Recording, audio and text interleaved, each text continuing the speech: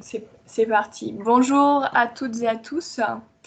Donc Noémie Gervais, en charge du réemploi au sein de l'association Envirobat Occitanie, et Karine Freux, que vous avez entendu, qui est chargée de projet économie circulaire au sein de la région Occitanie.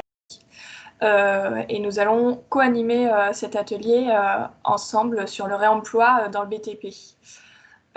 Donc avant tout, quelques petits rappels pour le bon déroulement de la séance. Donc cet atelier est enregistré, ce qui vous permettra de revoir l'atelier sur la plateforme Cyclope. Petite règle donc d'utilisation sur Teams. Merci de bien couper vos micros si vous n'intervenez pas. Coupez vos caméras également si vous ne faites pas de présentation. Donc les intervenants, vous réactiverez vos caméras et vos micros sur vos temps d'intervention. Il y a l'espace chat pour poser les questions au public. Et puis, on reste dans la bienveillance en essayant de faire des propositions constructives. Donc là, vous avez en indication le chat pour l'utilisation de Teams.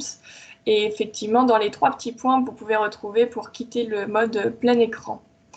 Voilà pour ce début de présentation. Merci d'être là ce matin. Vous êtes nombreux à vous être inscrits.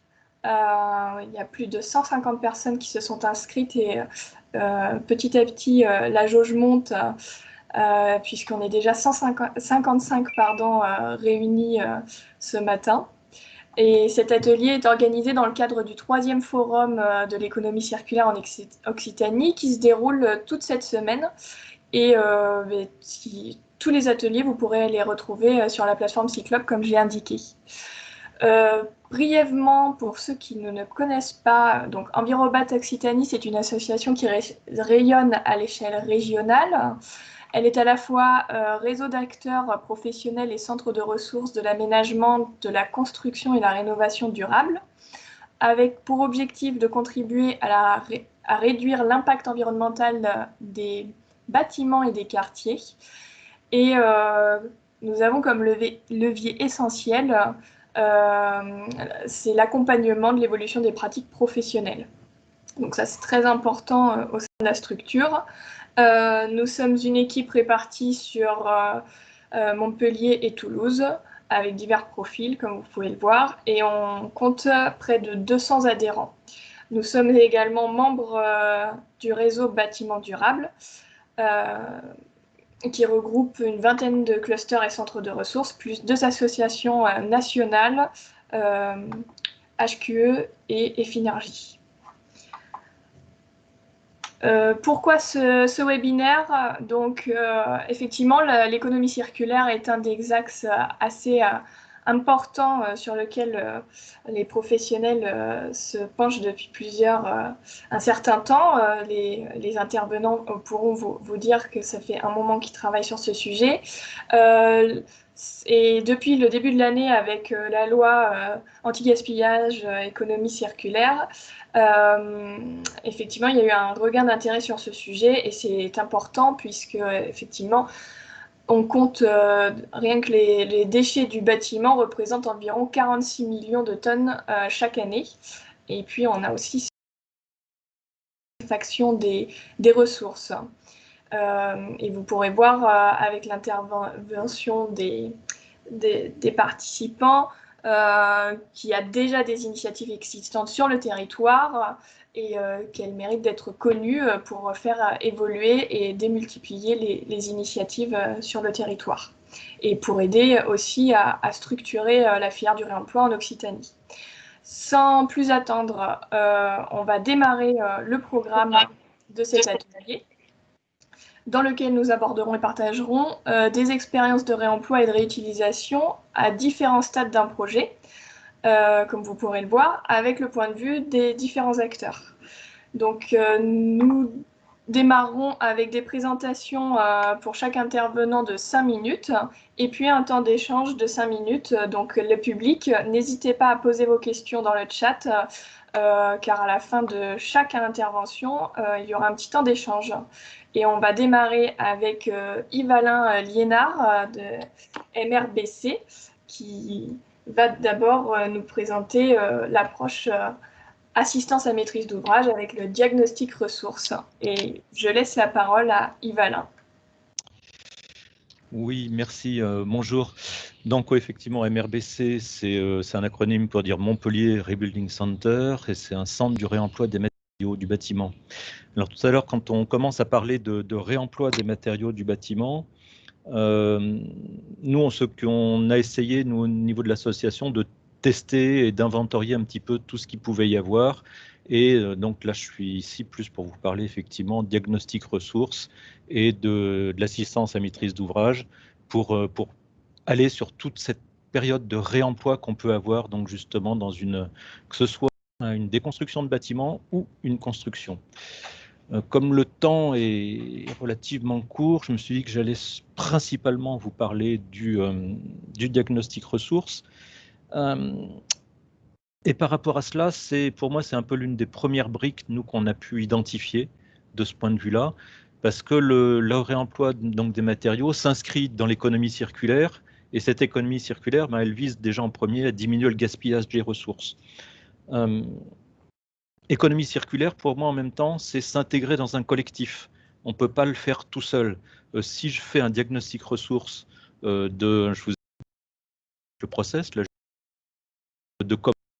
qu'est-ce qu'on en fait derrière? Je sais que je vais avoir certaines choses à récupérer dans un bâtiment en démolition. Si je fais après de l'accompagnement, je sais qu'à ce moment-là, pour un bâtiment neuf, ils vont avoir besoin de 2, 10, 35 portes. On nous l'a demandé il n'y a pas très longtemps, 35 portes de communication. Donc, comment je vais pouvoir les trouver? Et ça, il faut déjà faire un petit peu, si on peut dire, du papier pour ça. Donc, du point de vue là, de ce diagnostic ressources, pour moi, il y a 3 points que je voudrais vous présenter rapidement. C'est la réglementation, 2, le contenu ou les process qu'on met à l'intérieur, et puis enfin, les limites ou les atouts qu'on peut. Alors, du point de vue de la réglementation, il y a la loi, donc on en parle quand même encore pas mal, la loi du 10 février 2020 sur l'économie circulaire. Et il y a entre autres les articles 51 à 60, vous pouvez le voir donc sur la slide qui vous est présentée. Ils sont détaillés plus loin, si vous voulez, on pourra rentrer dans d'autres, il n'y a qu'une seule vue, hein, pardon, moi dans ma présentation, j'ai d'autres vues après si on veut rentrer dans un petit peu plus de détails. Mais donc loi du 10 février 2020, articles 51 à 60, c'est sur tout ce qui est le bâtiment et entre autres le réemploi, mais pas seulement. Par rapport à cela, donc en plus, c'est pas hier, pardon, c'est lundi.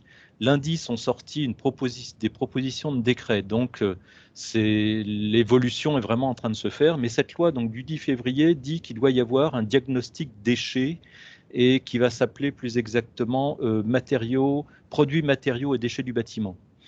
Alors, c'est pas nouveau. Ce qu'il faut vraiment savoir là, c'est que c'est pas nouveau. Déjà en 2011. Il y avait un décret, une loi et un décret surtout sur le diagnostic déchets qui fait qu'on devait comptabiliser tout ce qui pouvait être issu d'un bâtiment. Là, en 2020, donc on est sur la même chose. En allant un petit peu plus loin, on est plus sur la qualité. Donc tout ça, c'est en train d'être encadré. Donc il va y avoir une demande, mais il n'y a aucune sanction derrière. Il n'y a rien qui se passe, donc on ne sait pas comment ça va vraiment être développé. Du point de vue du contenu et du process qu'on va avoir dans un diagnostic ressources, c'est bien effectivement déjà de se demander à quoi ça sert. Qu'est-ce qu'on va en faire? Dedans, on va trouver tout simplement une liste. C'est le diagnostic ressources. C'est sur un bâtiment qui doit être démoli ou déconstruit. On passe, on a tout un process donc dessus, à partir des plans, de faire des listes et d'avoir une visite avec des photos, etc. Pour dire, ben ça, j'estime que ça peut être démonté proprement, que ça peut être ensuite réemployé. Et donc derrière, on va faire ces process, on les a développés au niveau européen, on les a développés avec des gens comme Bellastock ou Rotor qui ont été des pionniers et avec qui on est en contact. C'est pas encore tout à fait arrêté et défini. À quoi il doit servir. Et ça, c'est du point de vue justement de la limite et en même temps de l'atout qu'on peut en avoir. C'est vraiment la question principale, c'est d'arriver à faire un cahier des charges avec le prescripteur. Quelle doit être l'intention? Est-ce que c'est juste de savoir les quantités que j'ai à extraire pour que le démolisseur fasse son devis, ou est-ce que c'est pour construire un catalogue qui va pouvoir être employé par d'autres personnes sur une nouvelle construction, ou tout simplement sur la reconstruction du bâtiment qui va être démoli? Donc ça, vraiment, c'est les intentions de livrables sont extrêmement importantes. Et aujourd'hui, ce qu'on peut en dire, ce que c'est encore un petit peu, on est en train d'essayer beaucoup de choses. Aujourd'hui, ce qu'on en attend, c'est déjà un catalogue, ne serait-ce que pour pouvoir montrer à tout le monde, quand on va déconstruire un bâtiment, vous avez un certain nombre de ressources à l'intérieur, et ce serait un petit peu dommage de les oublier et de passer à côté. Et voilà, c'est un petit peu, là j'ai fait mes 5 minutes, c'est un petit peu court, je sais, ça pose plus de questions que de réponses peut-être, mais c'est un petit peu l'intention. Il n'y a pas eu de questions. Je te propose de justement approfondir avec ce que tu avais prévu derrière. Ça sera peut-être une bonne chose pour tout le monde pour mieux comprendre. Alors, si tu veux bien, il y a le, voilà, là il y a celle-là, ça c'est simplement, donc parce que après sur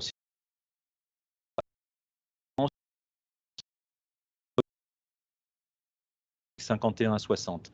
Ce qui est intéressant à retenir, c'est travaux de démolition et réhabilitation. On doit faire effectivement ce diagnostic, comme auparavant le diagnostic déchets. Alors il y avait quelque chose qui était noté, où là on a l'information, ça doit être fait, ces diagnostics. Ah oui, c'est moi, je me le suis noté là en rouge, mais effectivement, je ne savais pas envoyer. C'est là, lundi 23 novembre, sur le décret, c'est dit qu'on doit faire sur 1000 mètres carrés ou dans le cadre de réhabilitation significative. Alors, qu'est-ce que ça veut dire significatif? Le point qu'ils ont pris, en fait, c'est un montant de travaux. Par rapport à un montant de travaux, si vous avez un montant de travaux plus important que la valeur vénale du bâtiment, vous devrez faire ce diagnostic. Dessus, ce qui est très intéressant, moi aussi, c'est la partie, effectivement, le 54.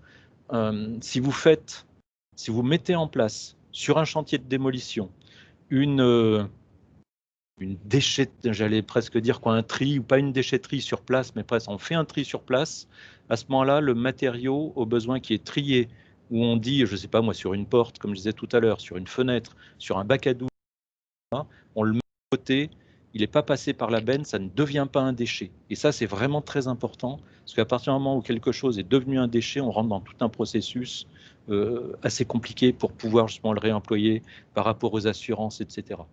Donc vraiment, si on peut faire le tri sur place, ça n'est pas des déchets, et ça, on en fait quelque chose. Si tu veux passer à la vue suivante, voilà. Là, on est dans le diagnostic lui-même. Qu'est-ce qu'on peut en faire? Alors ça, c'est extrait. Ce que vous voyez, la petite grille là qui est en bas, qui est retravaillée par des gens comme Bellastock, comme Rotor. Moi, j'étais en lien avec la plupart de ces personnes. Rotor, c'est des Belges qui travaillent dessus depuis plus de 10 ans, qui sont sur des programmes européens pour essayer d'arriver à trouver comment on va faire cet inventaire. La petite grille que vous voyez ici, en fait, c'est extrait d'un CERFA, le 14 498 01, c'est le recollement après diagnostic déchets. Pourquoi aller réinventer des grilles qui existent déjà?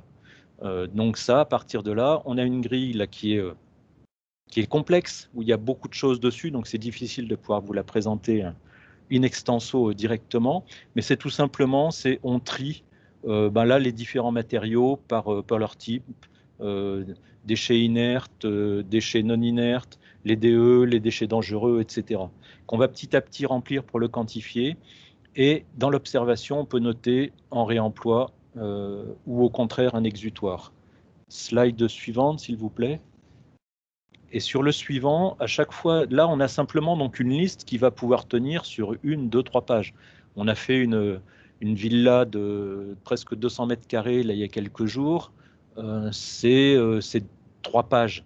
3 pages juste pour faire la liste. Et après ça, on arrive sur chaque élément qui est vraiment intéressant. Quand je parlais de catalogue tout à l'heure, ce catalogue, ben voilà, on va prendre à ce moment-là chaque élément qui est réemployable. Là, c'est par exemple toutes les fenêtres, ça c'était de l'alu, c'est tout ce qui est en alu qu'on a repris, donc qui est en double vitrage, etc. Donc, on donne toutes les dimensions, on dit ce que c'est, et on essaye de le détailler, comme on le ferait pour un catalogue quel qu'il soit, hein, que ce soit de chez La Paire, Union Matériaux, ou etc. Et l'ajout qu'on va avoir par rapport à un catalogue d'un matériau neuf, c'est que là, on va pouvoir faire une vérification, déjà exactement si c'est en bon état, et puis surtout peut-être donner des conseils de dépose. Et c'est là où il y a le cahier des charges doit être précis auparavant, parce que à qui est destiné ce catalogue? C'est pas la peine non plus d'être trop actif si c'est pour faire des choses qui ne sont pas utiles. L'exutoire, c'est là auparavant, déjà en faisant ce catalogue, j'avais trouvé un endroit où si on dépose ces menuiseries, il y a quelqu'un qui en a besoin. Là, c'était pour faire des ateliers. Donc, c'est de la menuiserie extérieure, double vitrage, qui n'a pas une performance pour du résidentiel d'aujourd'hui, mais qui a d'excellentes performances pour aller dans des ateliers. Donc, on a trouvé l'exutoire, on sait où ça va partir. Et la donnée, je m'arrêterai là, c'est sur les données environnementales, que je ne vous ai pas mises là juste en dessous. C'est après tout le bilan carbone qu'on peut faire justement par rapport à cela. Qu'est-ce qui est intéressant? C'est là où on revient dans l'économie circulaire et dans le bâtiment durable. Pourquoi on va justement sauvegarder cette fenêtre et pas la mettre en déchetterie? Et donc, c'est bien ça, effectivement, ce premier point du catalogue où on va pouvoir un petit peu détailler pour toutes les personnes, toutes les parties prenantes, qu'est-ce qu'on peut faire effectivement des lieux qui sont démolis ou déconstruits pour ne pas gaspiller donc, les ressources qui ont déjà été utilisées. J'ai dit, merci. Alors, j'ai une remarque de la CERC Occitanie qui précise que le taux de réemploi et de valorisation des déchets est un objectif fixé dans le PRPJD de la région. Les matériaux de ce process ne seront pas pris en compte dans le calcul puisqu'ils ne sont pas considérés comme des déchets et pourtant c'est bien de la valorisation. Merci. Si je peux vous donner juste un chiffre rapidement, là je suis un petit peu au-delà du temps, mais sur une fenêtre comme ça, on a du verre, c'est recyclable, de l'alu, c'est recyclable, tout ce qui va être caoutchouc, etc., c'est recyclable. Si l'aluminium, lui, est assez bien récupéré, il est valorisé à peu près, valorisé, il est recyclé, c'est-à-dire refondu en gros à 95%. Le verre, lui, il part en enfouissement. Si on prend la même fenêtre en PVC, le PVC, lui, va partir à 75% en enfouissement et le verre à 95%. Donc, il y a vraiment, alors que parce qu'on n'a pas séparé les matériaux, parce qu'il n'y a pas toujours les filières de recyclage à proximité pour pouvoir envoyer le PVC, le fer et le verre facilement. Alors, rapidement, une question. Faire un catalogue composé de fiches détaillées, ok, mais pour qui? C'est exactement la question de départ, c'est à qui on s'adresse. Pourquoi on fait, quel est le cahier des charges, quelle est l'intention de ce catalogue? Ça m'est arrivé déjà d'aller faire non pas un catalogue, mais de passer dans des endroits qui allaient être déconstruits, et on n'avait même pas des post-it, on avait les petites pastilles de couleur. Et on mettait sur chaque élément où on se disait ça c'est bon à conserver, c'était des radiateurs, c'était des portes, on mettait une pastille dessus pour que l'artisan qui faisait la déconstruction ne le laisse entier sans le casser. Alors là, le diagnostic, il était fait super rapidement. Donc c'est vraiment pourquoi on fait aujourd'hui le catalogue. Pour moi, ça sert juste à montrer que c'est possible. Mais il faut vraiment, c'est la première question à se poser quand on doit faire un diagnostic ressources, à quoi il doit servir. Merci Valin pour cet échange et ces précisions par rapport au décret également et à la méthodologie du diagnostic ressources. On va passer au collectif Tournesol avec Paul pour l'approche et le point de vue des architectes sur le réemploi et le recyclage des matériaux dans le BTP. Je lui laisse la main pour se connecter avec sa caméra et son micro. Alors, je ne sais pas, oui, la caméra marche, le micro marche aussi. Oui, ton micro marche, Paul, c'est bon. Et la caméra arrive, on est bon. Donc, plus que les slides. Voilà, on va pouvoir passer à la prochaine slide, Karine.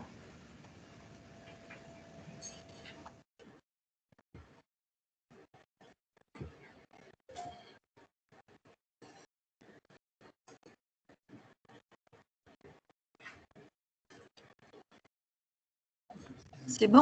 C'est affiché pour Ok, nous? c'est bon. Oui. Je commence. Donc moi, je fais partie du collectif Tournesol. Donc pour nous présenter un petit peu, on est 6 architectes cofondateurs qui avons décidé, après plusieurs expériences dans différentes agences d'architecture, de monter notre structure donc en novembre 2019, donc sous la forme d'une SAS, et pour mettre donc le réemploi au cœur de la pratique de notre métier, donc d'architecte. Notre première approche donc via le collectif Tournesol, ça a été d'appréhender le réemploi par vraiment une approche pratique et expérimentale, et ce grâce à la production de mobilier sur mesure, 100% réemploi. On est plutôt dans une optique de massification pour l'application du réemploi, donc concrètement au projet d'architecture. Et pour ce faire, nous allons créer une nouvelle structure qui s'appellera le bureau Tournesol, qui sera toujours attaché au collectif, mais qui sera vraiment dédié aux missions d'assistance à la maîtrise d'ouvrage et à la maîtrise d'œuvre.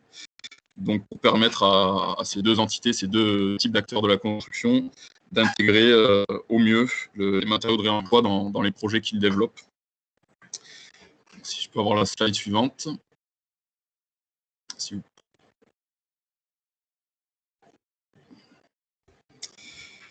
Voilà, donc le bureau Tournesol, il a vraiment deux objectifs, par la croisée de deux chemins qui sont complémentaires pour ce cycle du réemploi. Premièrement, c'est de faire le lien entre ceux qui déconstruisent, donc les chantiers de déconstruction, et ceux qui construisent, donc les maîtrises d'ouvrage et les architectes, les maîtrises d'œuvre. Et ensuite, au sein typiquement du projet d'architecture, d'être là en complément dans les groupements de maîtrise d'œuvre et d'aider les architectes qui ne sont pas en capacité d'intégrer le réemploi à le faire de façon plus facile. Slide suivante, s'il vous plaît. Donc les missions qu'on propose en tant qu'assistant à la maîtrise d'ouvrage ou à la maîtrise d'œuvre au sein du projet. Donc, on a une première mission qui rejoint un peu la présentation précédente, qui est identifier et sélectionner les matériaux. Donc au sein d'un projet, ça passe par l'établissement d'un diagnostic ressources, in situ dans le cadre d'une réhabilitation et ex situ dans le cadre d'un projet de construction neuve. Donc ce diagnostic sources qui nous permettent donc d'identifier les différents matériaux, donc sous forme de catalogue, comme on l'a vu précédemment, et aussi de grilles d'évaluation. Nous attribuons un certain nombre de critères en fait aux matériaux qui sont inventoriés et répertoriés. Donc un critère économique. Donc on met en relation, en comparaison, la version réemploi versus la solution en neuf. Économiquement, est-ce que ça coûte plus cher ou est-ce que ça coûte moins cher?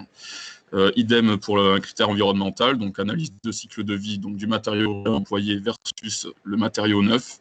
Et ensuite, on a un critère social pour savoir si le matériau en question identifié peut faire l'objet d'un atelier ou un chantier d'insertion et créer de l'emploi social.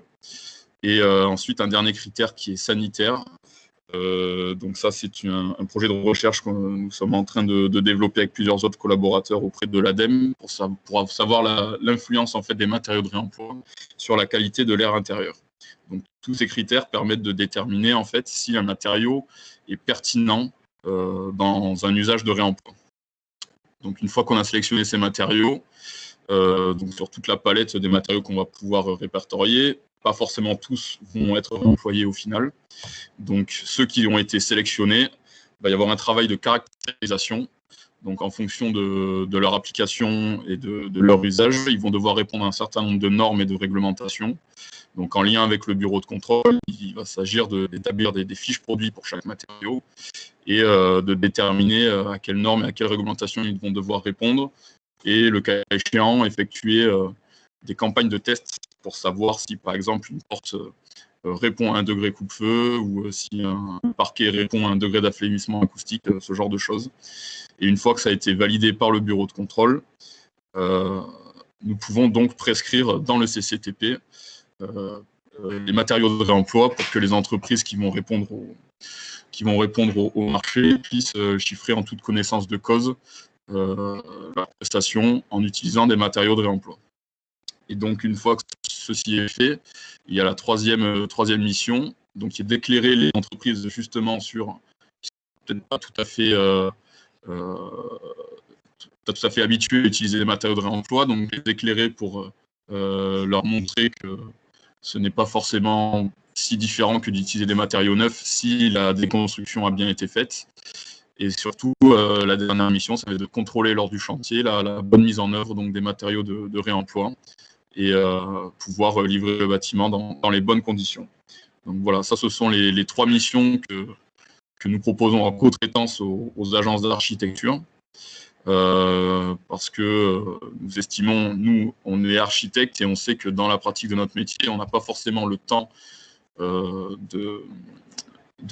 d'intégrer le réemploi des matériaux dans le projet. C'est assez chronophage et ça peut représenter un certain frein à ce niveau-là. Donc nous, on se propose d'être des co-traitants et de s'occuper essentiellement de ces questions-là sur le projet d'architecture pour que l'architecte puisse se dédier aux autres tâches qui incombent au projet. Voilà. Je ne sais pas s'il y a des questions. Est-ce qu'il y a des questions dans le chat, Karine? Alors, il n'y a pas de questions. Moi, j'en aurais peut-être une sur un autre point. Oui. Dans le cadre de la mise en œuvre, effectivement, du réemploi, est-ce que vous accompagnez également les entreprises dans les nouveaux gestes, dans les nouvelles obligations, dans la sensibilisation, etc. Comment ça se vit sur le chantier? Alors, ça fait partie donc, de la 3e mission donc, qu'on appelle éclairer et contrôler. Même avant le chantier, dans le temps de la consultation des entreprises, donc quand les entreprises vont répondre à des marchés, aux différents lots qui les concernent, pour pas qu'il y ait une certaine appréhension de la part des entreprises qui n'ont pas l'habitude d'utiliser le réemploi, les matériaux réemployés, il faut faire un peu de pédagogie et leur expliquer que ça va pas induire forcément une plus-value sur leur façon de chiffrer et de mettre en œuvre les matériaux. Ça, c'est une première chose. Et ensuite, ça fait partie, oui, de nos missions d'être sur le chantier avec les entreprises et de faire aussi preuve de pédagogie et contrôler un peu ce qu'ils font pour que le réemploi se fait dans les bonnes conditions. Merci. En gros, effectivement, une entreprise qui n'a pas forcément eu la fibre peut travailler et apprendre sur un premier chantier. On est d'accord? C'est ça, l'idée, c'est vraiment d'accompagner les entreprises dans la préparation du chantier et sur le temps du chantier. Et bien sûr, de leur donner le goût et leur montrer que c'est possible de faire du réemploi. Et pouvoir nouer justement des partenariats locaux assez intéressants avec les entreprises qui répondent à ce genre de marché. Alors, des remarques et des questions concernant l'économie circulaire et le réemploi, outre la recherche de gisements et d'exutoires avec la validation des assurances, etc., c'est aussi surtout un travail de logistique temporelle, transport et financière. Merci. Ensuite, une question. Bonjour, a-t-on une idée du prix? Peut-on avoir un exemple?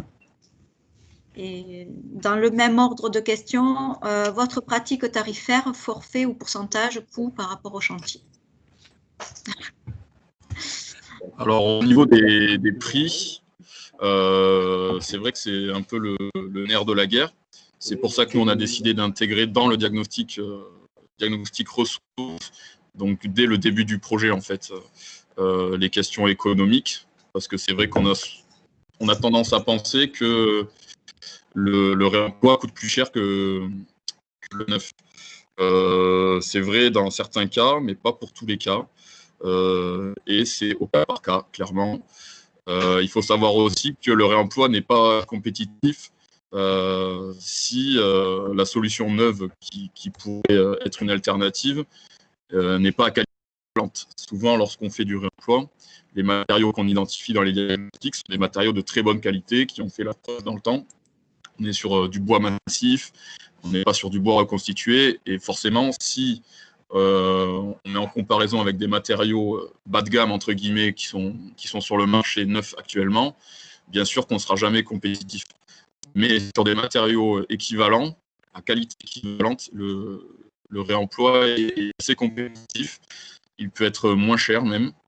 Là, on a un projet actuellement sur une école primaire à Albi qui va être réhabilitée en commerce et en logement, où nous sommes en train de faire le diagnostic ressources, il est en train de finaliser, et économiquement, sur 80% des éléments qu'on a répertoriés, inventoriés, le réemploi serait compétitif.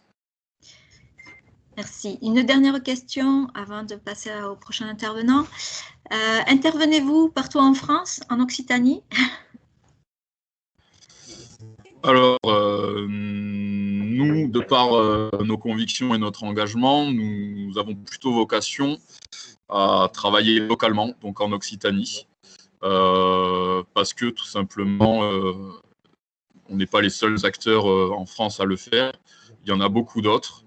Et je pense que c'est comme on parle souvent de gisements locaux dans le réemploi, il faut que la compétence aussi soit locale. Et donc, nous pensons que nous n'avons pas vocation à exporter nos compétences là où il y en a déjà, en fait. Plutôt Occitanie. D'accord. Merci, Paul, pour cette intervention et votre approche point de vue architecte et accompagnement justement à la maîtrise d'œuvre avec un lot plus spécifique réemploi, comme Yves-Alain l'avait aussi évoqué dans sa présentation. On va justement continuer sur les matériaux avec Frédéric Larieux de Recyclobat, avec cette plateforme physique de revente de matériaux. Donc Frédéric, je te laisse allumer ta caméra et ton micro pour nous présenter Recyclobat et votre action au quotidien.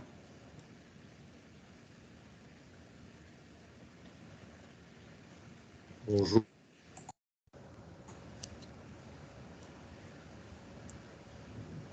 Vous m'entendez? Oui, c'est bon, Frédéric. On t'entend bien et on a ta caméra. Ça y est. Bon.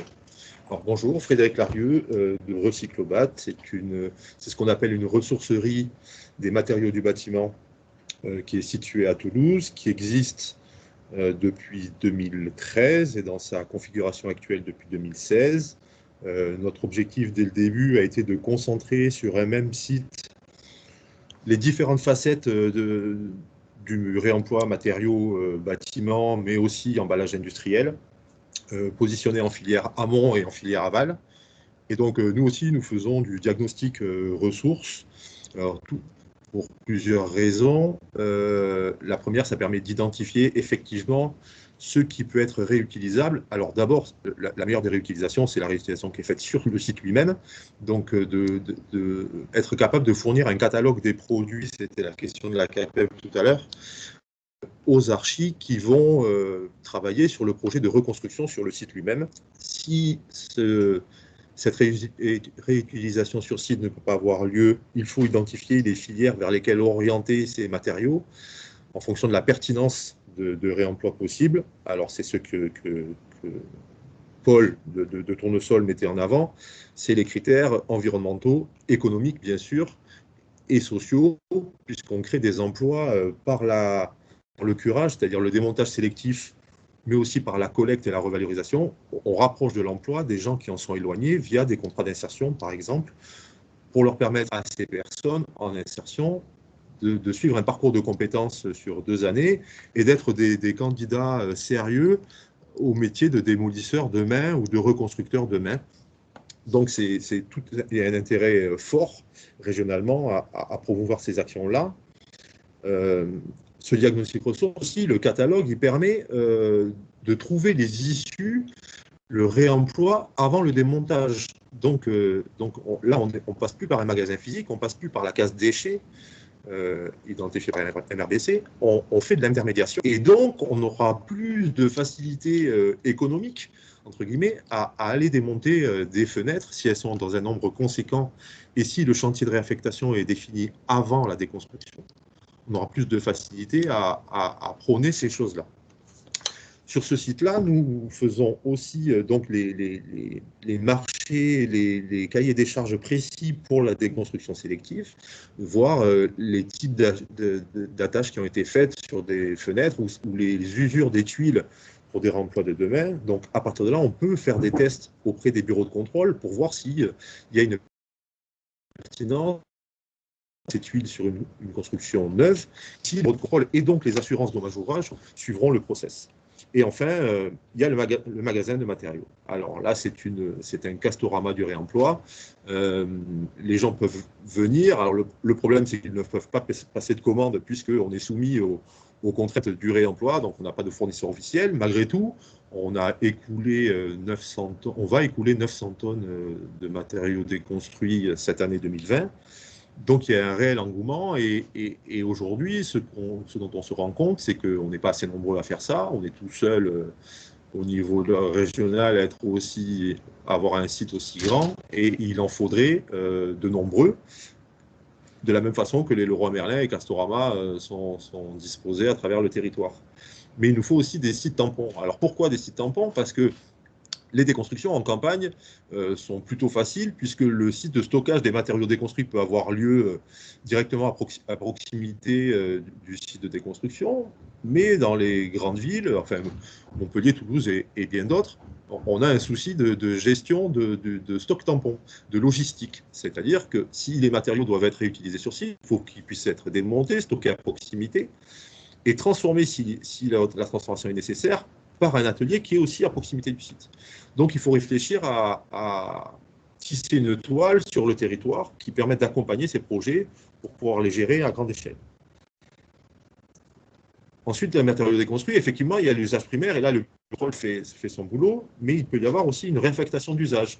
Exemple, une charpente déconstruite, si les diagnostics sanitaires ont permis d'en redéterminer l'usage futur, peut être employé pour fabriquer du mobilier ou de l'agencement, ce que nous faisons chez nous pour équiper particuliers, professionnels et aussi collectivités. Et donc, ces choses-là, ces matériaux, ces ressources nobles du bois, des arbres qui poussent, sont un vecteur de démonstration et un vecteur de sensibilisation qui sont très forts. Et donc, effectivement, le magasin est un démonstrateur réel de ce qu'il est possible de faire aujourd'hui. Mais les usages que l'on peut faire par la transformation des matériaux collectés sont aussi un pouvoir fort pour financer ce que coûte le réemploi. Parce que j'entendais que le réemploi pouvait coûter moins cher que le neuf. Moi, j'en ai pas d'exemple. On a fait le réemploi, si on met brut les coûts réels de déconstruction, de stockage, de logistique, de transformation sur la table, c'est-à-dire si on fait payer par l'utilisateur final, le client final, si on lui fait payer tous le traitement des déchets qui aurait dû être financé par le constructeur primaire, on ne pourra jamais lutter. Voilà. Donc il faut aborder d'autres leviers, et le levier de l'emploi non délocalisable ou le levier législatif qui impose la réutilisation de matériaux seront indispensables à la progression du tonnage de réemploi de demain.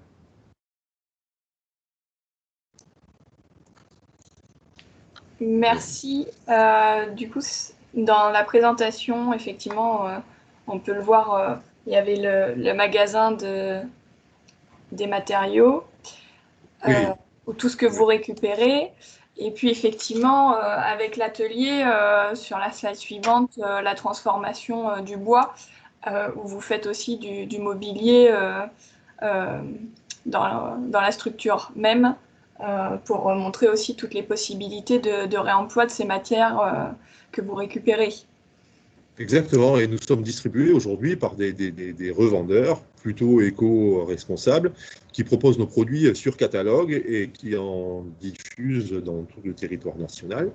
Et nous fabriquons aussi, pour des appels d'offres ou pour des demandes particulières, Exemple avec le collectif Tournesol, nous venons de livrer 80 tabourets, 100% matériaux de réemploi pour équiper des cités universitaires. Voilà. Donc, il y a des leviers pour développer encore demain les usages par de la réaffectation, qui par de la recherche et développement poussée, sera un des critères fondamentaux si on veut augmenter le tonnage de demain. Alors, j'ai une question. Je commence par la première. Comment les entreprises de mise en œuvre peuvent-elles s'assurer de la conformité des matériaux avant la pose? Ah, ben alors là, là est toute la question.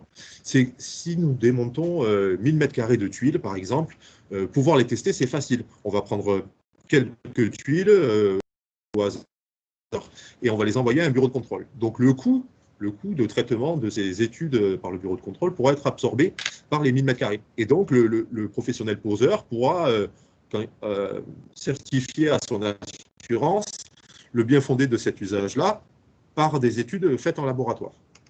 OK, donc sur les gros projets, il n'y a pas de problème. Sur les petits projets, alors là, c'est très compliqué. Si c'est de la rénovation, encore, le professionnel peut se débrouiller, puisqu'il n'est pas soumis à ces critères-là. Si c'est du neuf, de la construction, jamais on pourra se permettre de tester 15 tuiles qui ont été déposées par un particulier à notre local.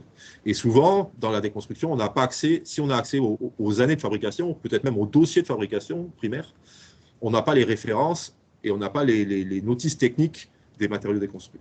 Voilà. Donc, c'est un des critères fondamentaux, c'est-à-dire même si la législation évolue dans le bon sens, et il faut tous s'en féliciter, il va falloir que les assureurs acceptent de prendre le risque. Parce qu'aujourd'hui, d'après les exemples qu'on a, on est à environ 4,7% le coût d'une dommage ouvrage sur la construction à partir de matériaux neufs, et on est à environ 12% quand c'est des matériaux de réemploi. Et comme la différence de coût de départ entre les matériaux d'occasion ou les matériaux neufs est faible, la différence de coût est faible, le critère assurantiel fait que les professionnels ont du mal à se tourner, sauf des vertus intrinsèques et profondes à l'intérieur d'eux-mêmes, ils ont du mal à se tourner vers les matériaux de réemploi. Alors, encore une question. Pouvez-vous mieux préciser le rôle des sites tampons à déployer sur les grandes villes? Bien sûr. Alors, je vais vous donner un exemple. On est sur un projet aujourd'hui de déconstruction d'un site sur Toulouse qui appartient à la mairie, qui s'appelle le site de la Pujade, sur lequel il va y avoir une reconstruction faite au maximum à partir des matériaux déconstruits. Donc, sur ce site-là, on a identifié une surface au sol nécessaire à stocker et pouvoir vérifier et analyser les matériaux déconstruits, et une surface nécessaire à mettre un atelier temporaire de transformation des matériaux déconstruits afin de faciliter leur usage sur le site lui-même. Donc, sur ce site-là, il n'y a aucun souci. On a un autre projet qui se trouve juste à proximité de la gare de Toulouse, où là, on est en hypercentre. Les ruelles sont étroites, les camions ne peuvent pas stationner dans la rue, et donc tous les matériaux qui vont être démontés, les tuiles, donc repalettisés, alors c'est plus au grappin qu'on déconstruit, c'est des bonhommes qui montent sur des échelles avec des échafaudages et tout ce qu'il faut au niveau sécurité pour démonter ces tuiles. Il va falloir les positionner sur des palettes, les cercler ces palettes et les amener dans un endroit où elles vont pouvoir être stockées temporairement en attendant de pouvoir être réutilisées sur le site lui-même. Donc, il faut, si on veut faire ça sur tous les sites, au moins les gros sites de notre territoire, il faut pouvoir avoir accès à des terrains où des camions peuvent arriver, des Fenwick, des ponts élévateurs, pour pouvoir déposer ces palettes-là en attendant que leur réaffectation, soit sur le site lui-même, soit en attendant leur départ vers leur nouvelle destination, puisse être fait. Voilà. Et ça demande des mètres carrés colossaux. Alors, une dernière question, mais vraiment très très vite parce qu'on a vraiment débordé, je suis désolée. Avez-vous listé des matériaux qui trouvent facilement preneurs? Cela pourrait être des priorités. Et avez-vous des besoins, des demandes en matière première? Oui. Alors, tout ce qui est recherché, c'est les matériaux, enfin, c'est les pièces nobles qui ont été faites avec l'artisanat de nos anciens et que les fabricants ou les artisans d'aujourd'hui ne sont pas capables de faire pour un manque de temps, bien sûr. Mais globalement, nous, ce qu'on vend le plus, ce sont les menuiseries extérieures, charpentes et couvertures. Ça trouve un usage très facile et en grosse quantité. Et de plus en plus, grâce aux nouveaux projets portés par les collectivités, régions comprises, on arrive à réaffecter les sanitaires. Donc, tout ce qui est WC, salle de bain, lavabo, évier, etc. etc. On trouve de gros gisements en amont et on a de belles sorties en aval. Merci Frédéric pour ces précisions. Justement, on va passer à Nicolas Cassin de Cassin BTP sur le regard qui est une entreprise de démolition des constructions et justement le regard de cette entreprise sur l'évolution peut-être de la demande de la maîtrise d'ouvrage et en lien notamment aussi avec le projet Phoenix qui concerne notamment la déconstruction du parc des expositions. Donc voilà, si vous pouvez brancher votre caméra et votre micro, Nicolas, je vous laisse vous présenter et nous donner de plus amples informations. Ah bonjour, pardonnez-moi, juste je précise, monsieur Nicolas Cassin, il a eu une urgence sur un chantier, donc malheureusement il ne peut pas être présent à la réunion. Je me présente, Abdurakim Rustam, je suis référent QHSE, notamment sur le projet de construction du PEX, et je porte les sujets en partie de déconstruction sélective et d'économie circulaire de valorisation des emplois au sein du groupe Cassin. D'accord, bienvenue et merci de quand même pouvoir être parmi nous pour nous parler de votre action dans la déconstruction sélective. Bien sûr. Alors, pour être franc avec vous, on n'a pas forcément préparé de slide, surtout parce que les problématiques sont tellement vastes aujourd'hui dans la déconstruction sélective, que des exemples flagrants qu'on pourrait illustrer, soit par des photos, soit par des schémas, il y en a peu. Je préfère utiliser ce temps pour un échange avec les différentes questions. Je l'ai vu notamment sur le du béton, par exemple, et sur lequel je vais pouvoir répondre. Bon, premièrement, laissez-moi présenter. Donc, aujourd'hui, nous sommes structurés sous la forme d'un groupe, le groupe Cassin. On a plusieurs filières. Et on intervient sur toute la chaîne du BTP, entre la déconstruction des amiantages, en passant par la construction et jusqu'au réemploi, le recyclage. Nous avons une usine de Cassin Recyclage qui est ouverte sur Toulouse depuis les années 2000. Donc là-dessus, on va dire pour nous, le réemploi de le BTP, c'est à la fois le réemploi des objets et des matériels. Et quand je parle des objets et matériels, je parle ou notamment, comme on avait vu avec Tournesol, le recycle-bat, peut-être des meubles, des câbles, des chemins de câbles, des tableaux, mais aussi des matériaux. Effectivement, au début, nous nous sommes surtout focalisés sur cette approche pour le concassage des bétons, pour le recyclage des enrobés, pour le concassage de la brique foraine. Et pour répondre à une des questions sur le réemploi du béton que je vais passer dans le chat, aujourd'hui, on va dire les solutions qui se présentent sont soit le réemploi des granulats béton, notamment en sous-couche routière. Donc, une fois qu'on a construit sur un, on l'amène chez nous à Cassin Recyclage, on concasse pour obtenir des granulats au format correct, et après, du coup, on s'est renvoyé vers les chantiers de construction de voirie, souvent via notre propre filiale Cassin TP, qui s'occupe du terrassement et du VRD. Sinon, on a été, on va dire, porté à innover, parce qu'effectivement, les solutions n'existaient pas ni dans la réglementation ni sur le marché. On a, par exemple, créé un nouveau matériau qui s'appelle le Récibloc. Donc, c'est un mélange concassé de briques et de béton, qu'on a fait tester par des bureaux de contrôle. On a fait tous les essais de portance. On a regardé la possibilité de l'utiliser, le taux de perméabilité vis-à-vis des eaux pluviales. Et aujourd'hui, c'est quelque chose nous on utilise et on propose d'utiliser sur les chantiers parce que ça permet de mettre une couche de protection ou aménager des cheminements.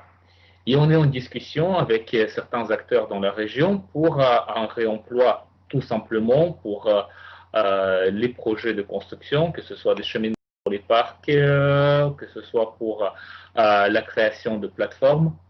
Donc aujourd'hui, pour le réemploi des matériaux, on progresse plus par des initiatives portées par des acteurs isolés que par un cadre réglementaire ou un cadre forfaitaire national.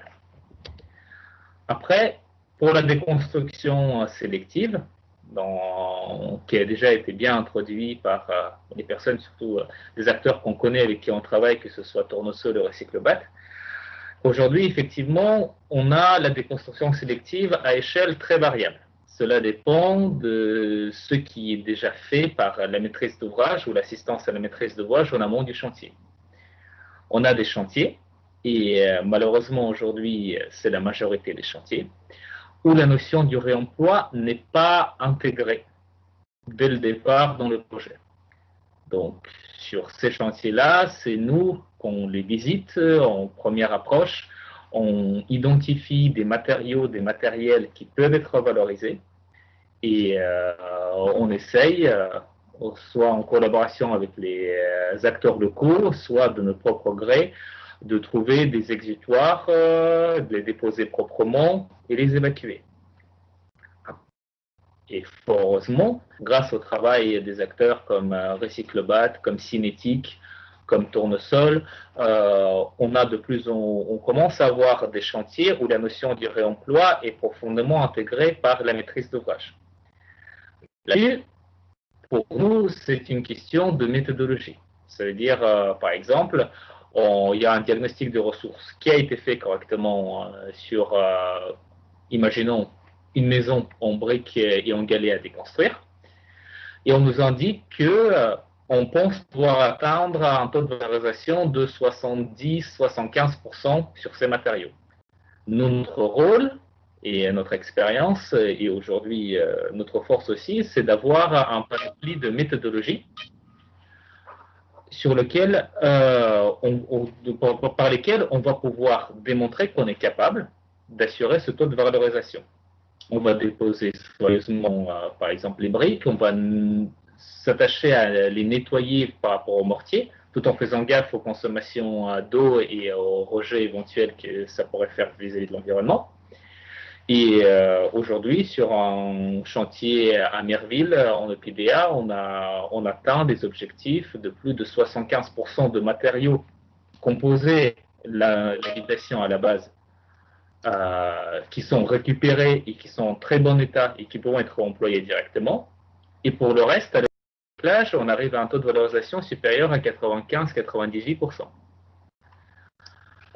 Troisième type de projet, et là on parle quelque chose de plus grosse envergure, et notamment d'initiative Phoenix de Cinétique, c'est introduire cette notion sur des chantiers à grande échelle, comme par exemple le chantier de déconstruction du parc des expositions, qui est la première des 4 expérimentations dans le cadre du projet Phoenix. Là, on a, disons, un petit peu plus de marge. On a pu associer au projet avec la région, notamment Emmaüs, et par le biais d'Emmaüs, d'autres acteurs locaux. On a pu faire intervenir des électriciens du monde aussi, et avec une notion de réemploi direct de matériaux. Ça veut dire qu'on faisait la dépose ou une partie de la dépose des matériaux, qui ensuite étaient repris dans ces différentes filières. Ce qui est intéressant, c'est que vu que c'est structuré au niveau de la région, les exutoires des différents chantiers sont aussi régionaux. Certains poutres métalliques qu'on a découpées sur le parc des expositions vont être réemployés dans le nouvel parc exposition dans le MIT. Pareil pour les enrobés. Aujourd'hui, on réfléchit à déposer d'autres solutions. Donc, je finis juste avant de répondre aux questions. Et là-dessus, ça nous amène à réfléchir à d'autres solutions. On étudie, voir la possibilité de déplacer des hangars, soit des halls, pouvoir les réemployer On va voir si ça va être possible. Et parce que on est tout à fait conscient, et c'est la problématique qui a été soulignée par Recyclobat, de la nécessité de stock tampon pour que ce réemploi puisse fonctionner. Aujourd'hui, par exemple, quand je prenais l'exemple du chantier de Mireville, on a plus de place, mais ça va être employé à partir de 2022. Pour Grand Parc Garonne, certains matériaux qu'on dépose et qu'on extrait pour le parc des expositions, c'est pareil, c'est à horizon 2023-2025. Donc, la question pour nous, en tout cas en tant qu'entreprise de déconstruction, les deux questions les plus pressantes sont, un, effectivement, le diagnostic de source qui doit être fait correctement et que les exutoires et le coût de ce travail soient intégrés par le client. Et le deuxième point, c'est effectivement où est-ce qu'on va stocker temporairement les matériaux qui ont été déchargés. Après, je termine juste sur un petit point, sur d'autres informations, et notamment pour le remploi du béton à solution Recyclobat, je vous invite, c'est bien tombé, même si on n'a pas fait exprès, à consulter en fin de semaine la revue Le Moniteur, dans laquelle on a un dossier public de presse, un public dossier, notamment sur les problématiques du réemploi du BTP. Merci beaucoup. J'ai des questions vite fait parce qu'effectivement, on va déborder. J'espère que vous pourrez continuer à nous suivre encore au-delà de midi. Nous avons encore un intervenant et pas des moindres. Alors, une première question, c'était concernant votre management environnemental. Est-ce que vous avez un référentiel que vous utilisez? Alors, aujourd'hui, on tend vers le management environnemental sur la ISO 14001 qui préconise notamment le tri sélectif des déchets, mais il n'y a, à notre connaissance, aucun référentiel, que ce soit international ou national, qui permet de gérer correctement les questions du réemploi des matériaux. Donc, on travaille avec des outils qu'on développe en interne. Puis une dernière question, plus pratico-pratique, on va dire. Est-ce que vous arrivez facilement à extraire des éléments de seconde œuvre, comme les menuiseries, les radiateurs, les sanitaires ou la serrurerie? Alors, pour être très honnête, ça dépend de l'état du chantier. Ça veut dire que, par exemple, sur une maison où j'aurais des planchers sains, où l'espace est dégagé, où j'ai facilement accès aux matériaux de seconde œuvre, ça peut être très facile et ça peut être très rapide. À l'inverse, on peut avoir, par exemple, une situation où pour accéder à une chambre avec un parquet en bois massif, qui est super comme matériau pour valorisation, on doit passer par des escaliers qui sont écroulés. Et là, on va avoir un surcoût et surtout des contraintes de sécurité des personnes qui seront beaucoup plus grandes. C'est pour ça que dans le diagnostic de ressources qui est réalisé, il est important aussi d'intégrer cette notion d'accessibilité pour nous, pour réaliser la dépose. Merci pour votre témoignage et les compléments de réponse aux questions.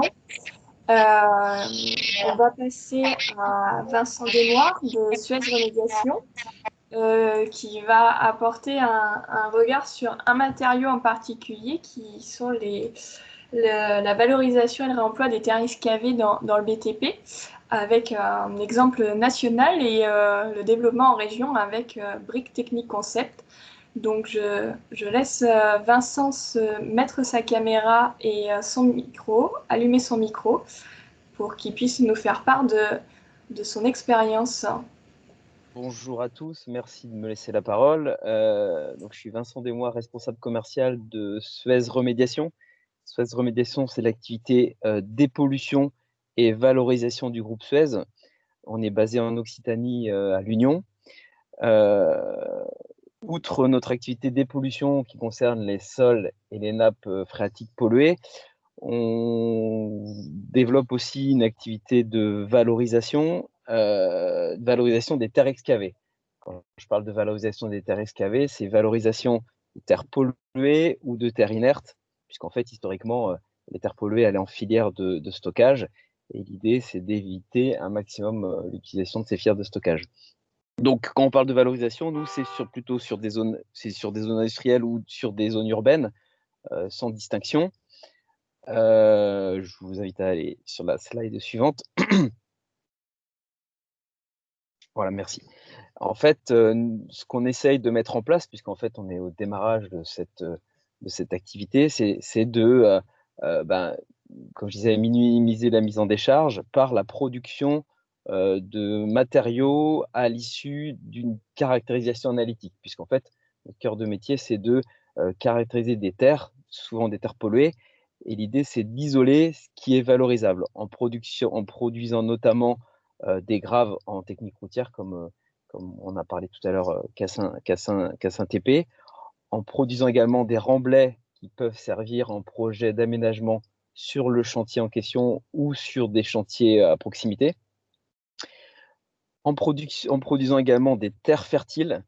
Donc, ça va avoir un vrai intérêt, notamment pour les collectivités, c'est-à-dire qu'à partir de terres faiblement polluées ou de terres inertes, on est en mesure de produire des terres fertiles, donc terres végétales ou terres fertiles, pour végétaliser des friches industrielles ou des parcs paysagers de métropole.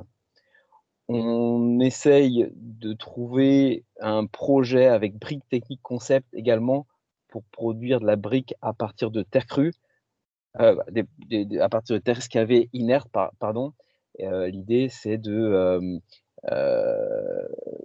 identifier des terres inertes sur un chantier plutôt que de les mettre en ISDI, donc en centre de stockage de déchets inertes. Ce serait de produire ces briques de terre crue directement sur chantier. Ça implique que ce sujet-là soit bien intégré en amont, puisqu'en fait, il faut que dès l'avant-projet de construction, on ait pu intégrer l'utilisation de ces briques. Donc ça, on est en discussion en partenariat avec Briques Techniques Concept sur ce sujet. Et le dernier volet, on essaie également de promouvoir l'utilisation de filières type cimenterie en substitution de matières premières, c'est-à-dire en gros d'intégrer une partie de terre dans la production de ciment.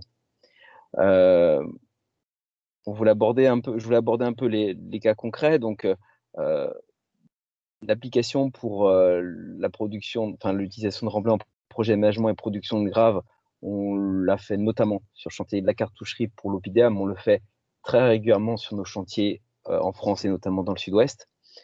L'utilisation de filières en substitution de matières premières type cimenterie, on le fait également très régulièrement. Ce qu'on fait moins régulièrement et sur lesquels on voudrait développer des projets, c'est donc la production de terres fertiles. On a une première application avec Lyon Métropole où on a pu revégétaliser 10 hectares de friches industrielles délaissées. Et donc, on aimerait pouvoir l'appliquer à l'échelle de l'Occitanie. Et on cherche également un projet pour travailler avec Briques Techniques Concept pour valoriser tout ce qui est terre inerte excavée. Voilà un petit peu ce qu'on peut proposer. Je voulais pas faire trop long parce qu'il est déjà assez tard. Je ne sais pas si vous avez des questions. Alors, pas de questions. Une intervention cependant pour l'ensemble des participants dans le cadre d'une mission pour la FFB. Sophie Fernandez de TBC Innovation nous indique qu'il souhaite recueillir effectivement des REX, chantiers de réemploi achevés ou non, ou en phase finale. Le REX est axé sur les problématiques des entreprises de remise en œuvre de ces matériaux. N'hésitez pas à me contacter si vous avez un exemple de projet. Voilà. C'est aussi ça, le forum, c'est partager, c'est échanger entre les participants, c'est apprendre à se connaître. Je ne vois pas d'autres questions, j'en profite pour dire qu'effectivement, à tous les participants, j'enverrai la liste des personnes qui se sont inscrites et je vous invite fortement à échanger entre vous au-delà de ces questions. Noémie, tu avais peut-être une question de Vincent? Oui. Du coup, oui, moi j'avais une question effectivement sur ces terres avec Briques Techniques Concept. Là, vous êtes en recherche en fait de projets pour pouvoir mener à bien cette technique. Là, en fait, ça serait vraiment être directement sur chantier, comme vous l'avez indiqué, fabriquer les briques sur chantier. Dans ces cas-là, c'est un process qui doit déjà être identifié dans le projet en amont. Et puis, en fait, ça veut dire qu'il faut un projet où on puisse extraire et avoir la matière et avoir une temporalité qui fonctionne, ou est-ce que vous avez pensé aussi à la possibilité d'un espace tampon, même si c'est l'idée de limiter quand même, d'avoir un espace tampon, puisqu'on fabrique directement sur site, ça serait d'acheminer directement sur le projet et qui se fait directement. Est-ce que ça, c'est une possibilité aussi que vous avez envisagée? Oui, alors c'est un peu difficile parce que nous, quand on intervient à chaque fois, c'est qu'il y a une problématique de pollution. On n'est pas des terrassiers, on n'est pas Cassin, on est une entreprise de dépollution. Donc nous, les terres qu'on va extraire sont considérées comme étant sur un chantier de dépollution. On n'est pas habilité à les faire sortir du chantier. Donc effectivement, ce qu'on cherche, nous, ce serait d'isoler les terres inertes de nos chantiers de dépollution, et plutôt que de les évacuer en décharge parce que le chantier est excédent de matériaux, ce serait de produire ces briques, effectivement, qu'elles soient utilisées dans la construction suivante. Donc effectivement, il faut que ce soit bien anticipé au stade du projet pour que l'architecte et le constructeur intègrent bien l'utilisation des briques qui pourraient être produites. Donc ça implique effectivement d'avoir une réflexion très en amont. Donc on est plutôt optimiste sur le fait de trouver une application. Mais en tout cas, nous, les terres qu'on va excaver, ce ne sont pas des terres qu'on va excaver pour faire les briques, c'est des terres qu'on va excaver parce qu'il faut qu'elles soient excavées dans le cadre du projet, et plutôt que de les faire transiter sur la route, ce serait de les réutiliser sur site. Donc c'est un double intérêt, c'est que ça évite de sortir des matériaux et ça permet de réutiliser les matériaux directement sur site. Alors, je poursuis parce que moi aussi j'ai une petite question sur effectivement.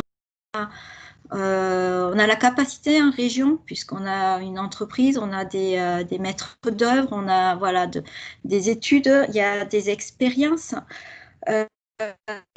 S'il y avait un message à faire passer auprès des maîtres d'ouvrage, parce qu'au final c'est eux, pour les sensibiliser, pour les inciter davantage à cette réflexion, qu'est-ce qu'on pourrait leur dire, ou pouvoir trouver également peut-être des exemples de cette mise en œuvre pour faire le déclenchement qui manque?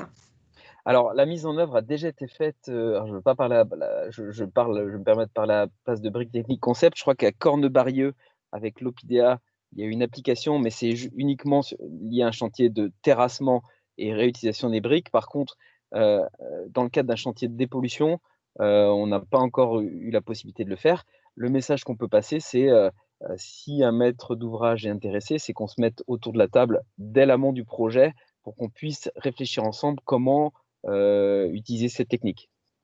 C'est vraiment faire de l'amont. Si on intervient, nous, alors que le projet est déjà lancé, c'est déjà trop tard. Très bien, merci Vincent pour cette intervention et ces échanges. Merci à tous, c'est très riche. Est-ce que Karine, on a encore des réactions dans le chat? Alors, je vois une question, je me permets. Oui. Monsieur Joubert, dans cette approche de terre excavée, pouvez-vous nous donner des notions quantitatives sur la métropole de Toulouse, par exemple? Les quantités de terre excavée, inerte et polluée sont énormes. Les notions, c'est de l'ordre de 30 000 tonnes par an. Donc, c'est assez conséquent. D'accord, merci. Karine, d'autres interventions dans le chat, questions? Non, a priori, pas d'autres questions. Je te laisse conclure. Oui, bien merci à tous d'avoir suivi cet atelier. Vous pouvez encore, n'hésitez pas à échanger dans le chat vos coordonnées aussi. Cet atelier, c'est aussi un temps pour échanger entre tous. pour pouvoir reprendre contact les uns les autres. Pour conclure ce troisième forum de l'économie circulaire, là vous avez déjà des ateliers qui ont commencé hier suite à la plénière du matin et qui vont se dérouler jusqu'à vendredi matin. Donc n'hésitez pas à aller voir les autres ateliers qui sont très riches également. Et ça terminera avec la plénière de clôture le 27 novembre de 14h à 16h30 avec une synthèse justement de tous ces ateliers. Donc si vous n'avez pas pu tout suivre, ça peut être l'occasion d'avoir une petite synthèse de ce qui s'est passé. Et puis une intervention de Navi Raju, théoricien de l'innovation frugale, puisque la frugalité est aussi un sujet en lien avec l'économie circulaire, puisque on est sur limiter l'utilisation des ressources également.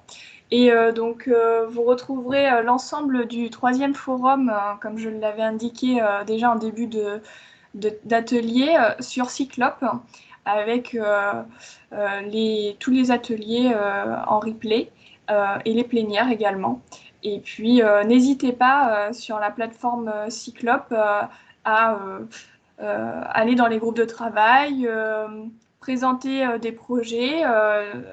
Vous pouvez aussi présenter vos initiatives pour qu'elles soient connues de tous. Donc, n'hésitez pas. Et Karine, si tu as quelque chose à rajouter. Ben écoute, tu as déjà tout dit, je crois, très bien dans le détail. Je voulais vous remercier à tous d'être intervenus et d'avoir participé à ce webinaire sur le réemploi dans le BTP, un sujet vraiment très dense cependant. De belles initiatives qu'on a pu en partager, j'espère qu'ils ont pu inspirer un maximum de personnes. Et puis, voilà, si on veut rentrer un peu plus dans le sujet, j'en profite pour faire une petite promotion pour un prochain webinaire qui va avoir lieu le 7 sur un webinaire BTP durable qu'on organise avec la PESA et l'ADEME, où on va traiter également ces questions réglementaires de réemploi dans le BTP avec deux témoignages aussi de grosse envergure, dont on a un peu entendu parler aussi aujourd'hui notamment. Mais voilà, ça donne aussi une suite à ces questions qui ont été posées. Encore un grand merci à tous et je vous dis à bientôt. Merci, à bientôt. Merci, à bientôt. Au revoir. Merci, au revoir.